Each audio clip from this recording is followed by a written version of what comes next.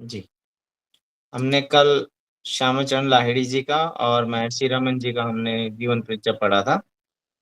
आज हम पढ़ते हैं स्वामी राम हिमालयन जी का जीवन परिचय।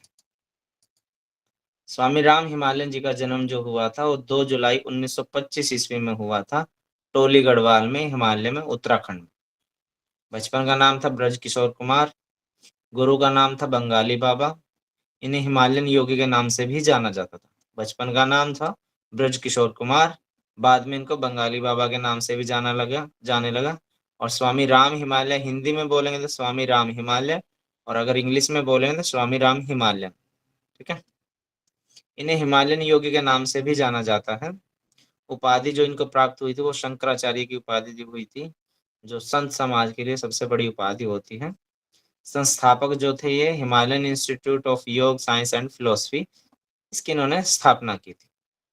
इनकी मृत्यु जो हुई थी 13 नवंबर 1996 ईस्वी को हुई थी।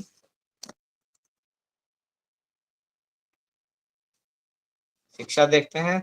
स्वामी राम हिमालय ने हिमालय के दिव्य संत अघोरी बाबा, सोमवारी बाबा, गुदड़ी बाबा की कृपा और आशीर्वाद से योग में अनेक सिद्धियां भी प्राप्त कर ली थी। इसके बाद स्वामी राम ने भारत के विभिन्न शहरों जैसे बेंगलोर, प्रयागराज, वाराणसी आदि में रहकर विभिन्न विषयों में शिक्षा ग्रहण की। इसके बाद ऑक्सफोर्ड यूनिवर्सिटी इंग्लैंड से भी इन्होंने डिग्रियां प्राप्त की। 24 वर्ष की आयु में ही स्वामी राम हिमालयन जो थे उनको करवीर पीठ दक्षिण भारत में शंकराचार्य की गद्दी पर ये बैठ गए थे। ठीक है। यहाँ इन्हें शंकराचार्य की उपाधि मिली थी। सन 1949 से लेकर 1952 तक इस जो गद्दी मिली थी इनको शंकराचार्य की, लगातार 4 वर्ष तक स्वामी राम हिमालयन शंकराचार्य की गद्दी पर आसीन रहे। जब ये 24 वर्ष के थे तो इनको करवीर पीठ जो है दक्षिण भारत में, उसमें उस पीठ की शंकराचार्य की उपाधि इनको मिल गई थी। और 4 साल तक ये शंकराचार्य बने रहे, 1949 से लेकर 52 तक। ठीक है। उसके बाद इन्होंने इसको भी छोड़ दिया, शंकराचार्य की पदवी को भी। स्वामी राम हिमालयन ने शंकराचार्य की गद्दी को छोड़कर नेपाल क्षेत्र में हिमालय पर्वत पर नंगे पैरों व कमंडल लेकर रहने लग गए थे। हमने देखा हो जो साधु महात्मा लोग होते हैं वो एक पीतल का लोटा सा रखते हैं अलग तरीके का, और उसके एक पकड़ने की डंडी सी होती है, तमंडल भी बोलते हैं, कमंडल भी बोलते हैं उसको। ठीक है। नेपाल क्षेत्र में हिमालय पर्वत पर नंगे पैरों व तमंडल के साथ ये रहने लगे थे। यहाँ पर इन्होंने अपना पहला आश्रम स्थापित किया। यह आश्रम काठमांडू से बाहर धूलीखेल नामक के रास्ते में हिमालय पर्वत के घने जंगलों में था। आजकल इस आश्रम को हंसदा योग आश्रम के नाम से जाना जाता है। ये नेपाल के अंदर है।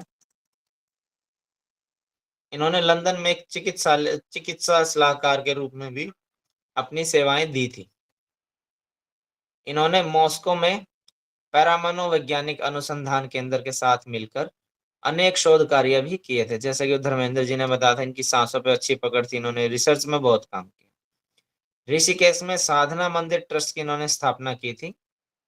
ठीक है। ये पैरामनोवैज्ञानिक अनुसंधान जो केंद्र है इनके साथ मिलकर अनेक शोध कार्य इन्होंने अपने ऊपर करवाए थे, आप अभी पढ़ेंगे। उसके बाद ऋषिकेश में इन्होंने साधना मंदिर ट्रस्ट की स्थापना की थी।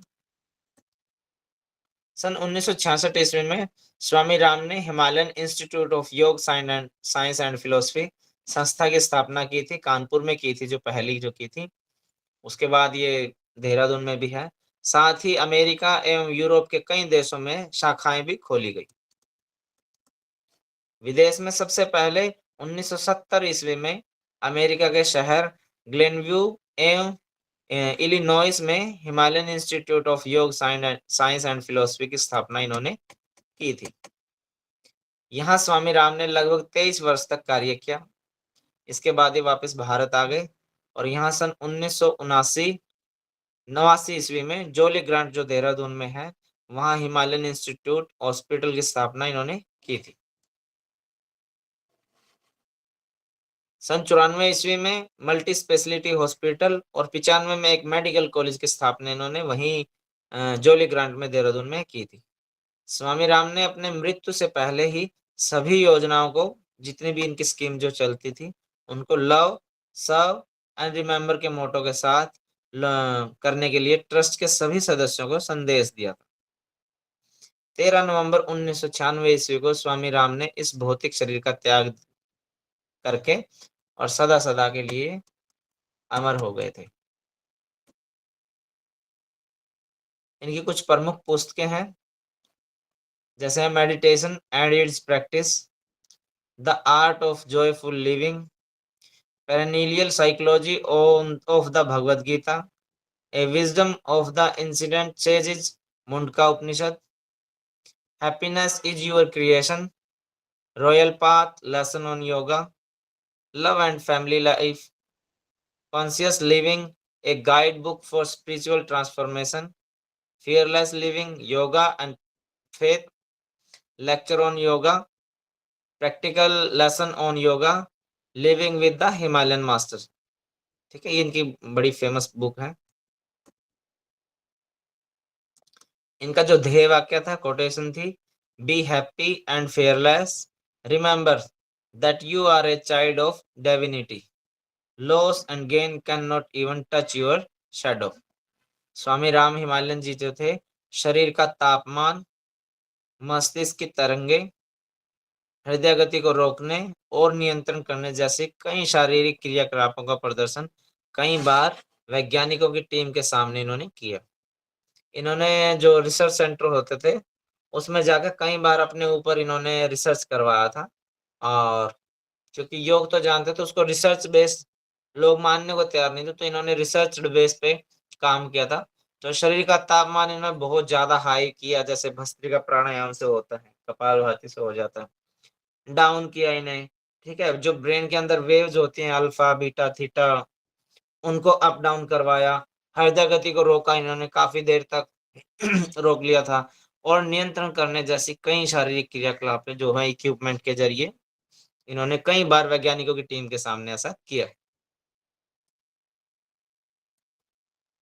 स्वामी राम हिमालयन यूनिवर्सिटी की इन्होंने स्थापना की। फिर डॉक्टर स्वामी राम ने 1979 ईस्वी में उत्तराखंड के लोगों की सेवा के लिए the Himalayan institute hospital trust की स्थापना की थी। उच्च शिक्षा हायर एजुकेशन को बढ़ावा देने के लिए उन्होंने HIHT ट्रस्ट के तहत, यानी कि Himalayan institute of hospital trust के तहत इन्होंने देहरादून में स्वामी राम हिमालयन यूनिवर्सिटी की स्थापना की थी, जो कि 2013 में हुई थी, जिसमें UGC, MCI, Indian nursing counselling आदि की मान्यता प्राप्त के साथ इन्होंने स्थापना की थी। ठीक है।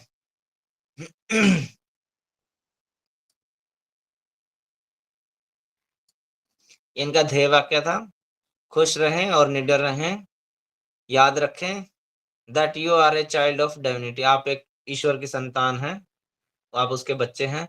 Loss and gain can not even touch your shadow, लाभ और हानि जो है ये आपकी परछाई तक को नहीं छू सकती। ठीक है, इसलिए आप निडर रहें और खुश रहें। ये पहले ऐसी जीवनी आई है आपके सामने जिन्होंने रिसर्च बेस पे काम किया था। ठीक है, ऐसी और भी आएंगी आपके सामने, तो उनको ध्यान रखना। वो ऐसे भी पूछा जाता है किन योगियों ने मेडिकल में काम किया। ठीक है,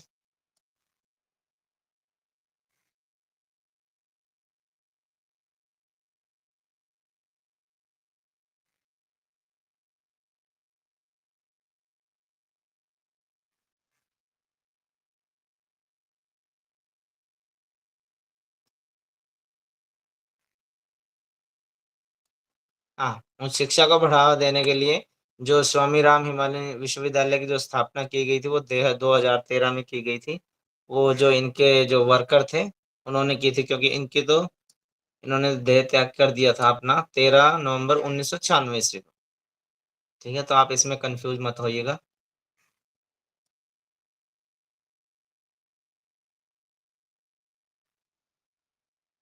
ठीक है, और ये उस समय के सबसे कम उम्र के शंकराचार्य थे। ठीक है,